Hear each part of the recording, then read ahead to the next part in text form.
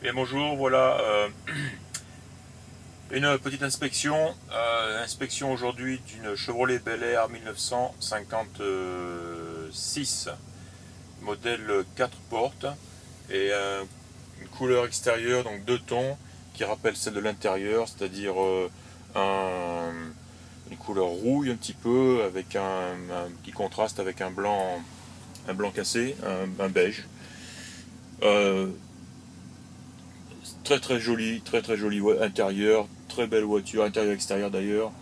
Voilà, on le voit ici, la banquette arrière, le siège arrière, tout est nickel. Les ceintures de sécurité qui sont là, présentes sur un modèle comme ça, c'est rare. Le ciel de toit est absolument magnifique. On voit les détails jusqu'à la lumière de plafond. Voilà, je pense qu'on le voit à un niveau de finition, une propreté et un état irréprochable, fantastique. Enfin, l'autre porte, la banquette avant dans le même état. Alors elle est très confortable. Ah, c'est magnifique. Le tableau de bord est nickel. Nickel, pas un défaut. Je sais pas si on l'entend à la vidéo, mais le moteur tourne en ce moment. Alors un petit ronronnement très régulier, très sympa. Donc c'est un modèle donc boîte mécanique, hein, manuelle, changement de vitesse sur la colonne, boîte 3 vitesses. On a la marche arrière en tirant vers le haut, et ensuite première en bas, deuxième et troisième derrière. Le frein à main est fonctionnel, donc il fonctionne ici. Et tout a l'air de fonctionner jusqu'au klaxon. Voilà. La montre qui fonctionne, et oui, elle fonctionne. Ce qui est encore plus sympa, c'est l'autoradio. J'avais jamais vu ça, et il paraît que c'est très rare. L'autoradio, donc le vieil autoradio FM, avec une sélection des haut-parleurs ici. Mais un truc très sympa, c'est la recherche de station automatique qui existait même en 1956. Voilà l'exemple. XR4TI crew, well done, well played. Voilà. On entend bien le mécanisme derrière et l'aigu qui se déplace jusqu'à la station suivante. On essaye celle-là. Ouais, il semble faire le tour et revenir sur la même station. C'est peut-être la seule qui capte ici. Bon, je vois l'antenne est rentrée, donc c'est peut-être pour ça.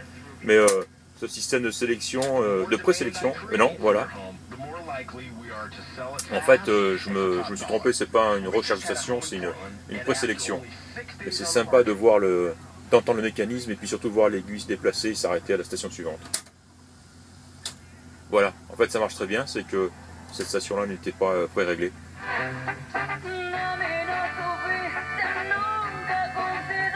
Fantastique.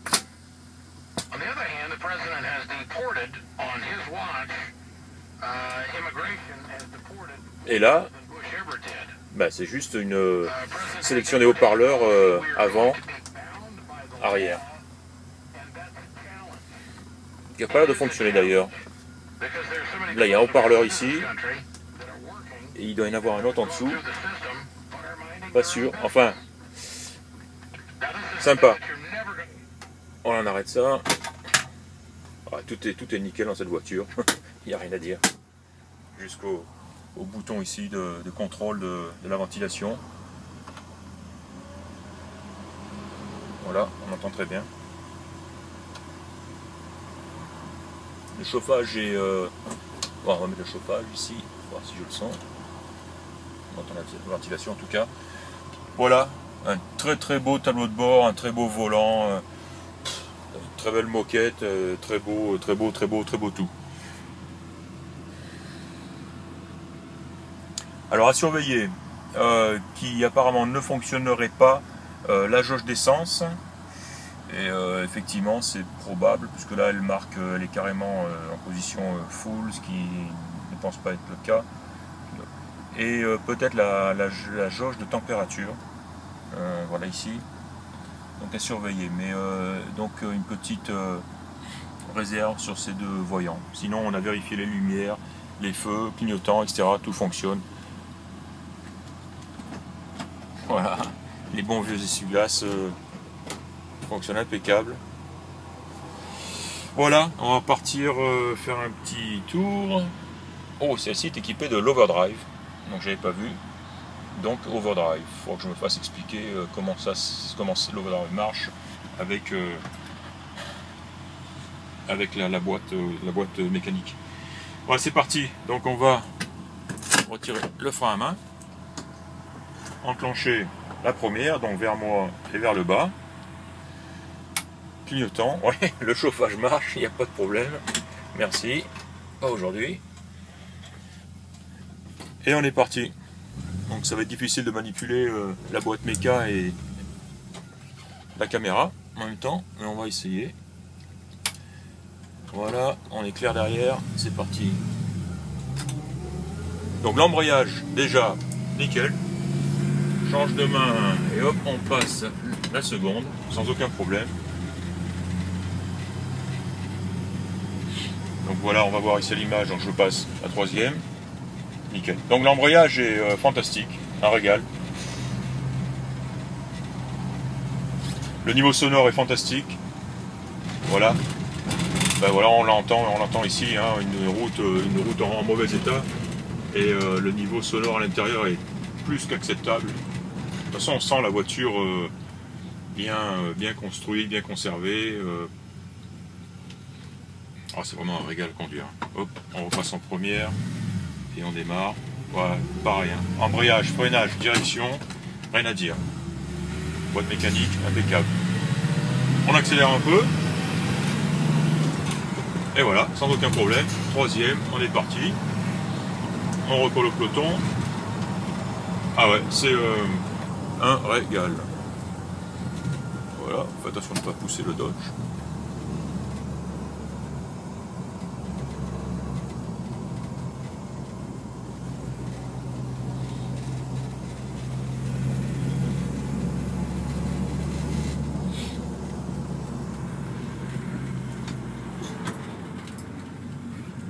On passe en seconde. Première n'est pas synchro, je reste en seconde. On repart. Voilà.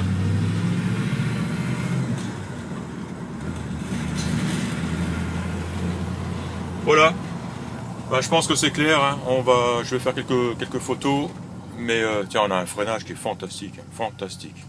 Voilà, ça pile impeccable. On passe en première. Le volant est sympa. Grand volant, tout fin.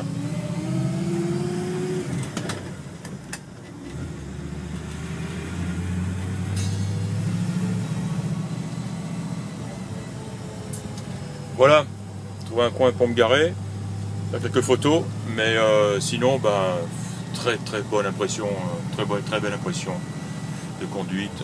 C'est une voiture qui a été entretenue, c'est clair.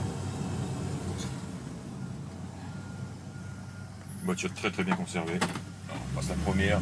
Les vitesses sont vraiment un régal à passer. Voilà, aucun effort. Et surtout l'embrayage, la voiture brouille pas. C'est vraiment un régal. Clignotant, on va s'arrêter ici.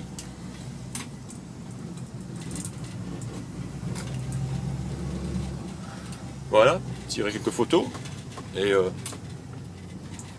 ça sera bon pour cette conduite. Ouais, d'humain, pas évident, mais on le fait quand même. Voilà.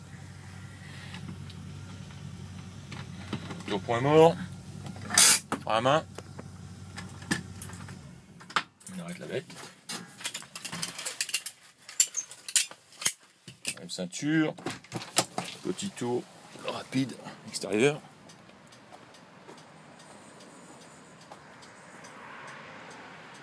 Ah ouais, elle est de toute beauté. Rien à dire. Très belle voiture, les chromes sont parfaits. J'adore cette combinaison de couleurs. Ça va très bien.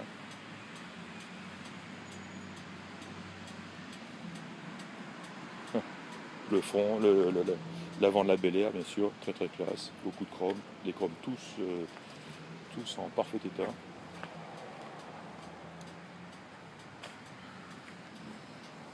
Et voilà. Donc essai de cette Chevrolet Bel Air 1956, 4 portes, boîte mécanique.